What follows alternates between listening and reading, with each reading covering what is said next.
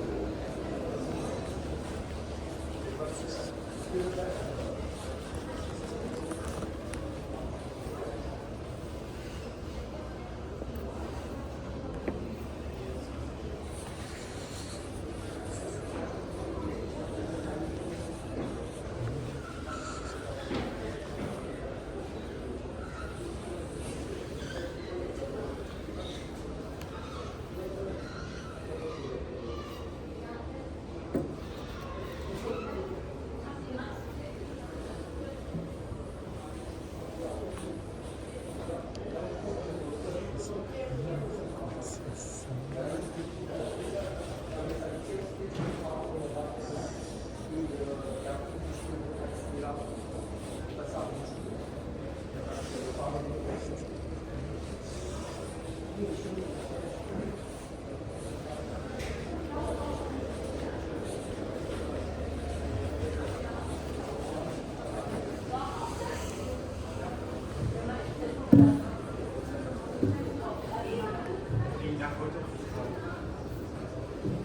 so gut, wenn die Sonne so scheint.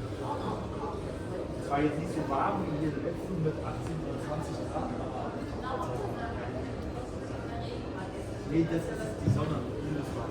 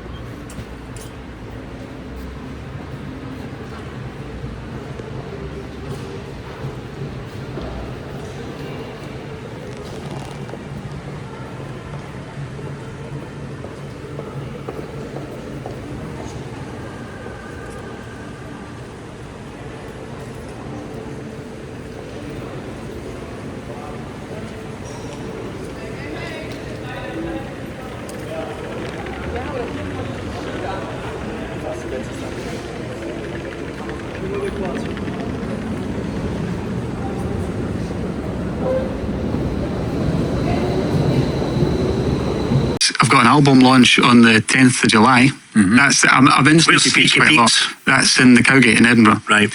I play places like Nice and Sleazy and that kind of place quite a lot. I'm doing Kelburn Festival and Belladrum Festival this year as well. And you can't bring up the subject of football as you did earlier there, and you can't mention Leith without bringing Hibs and Hearts into the equation. That's the game tomorrow. What side do you prefer?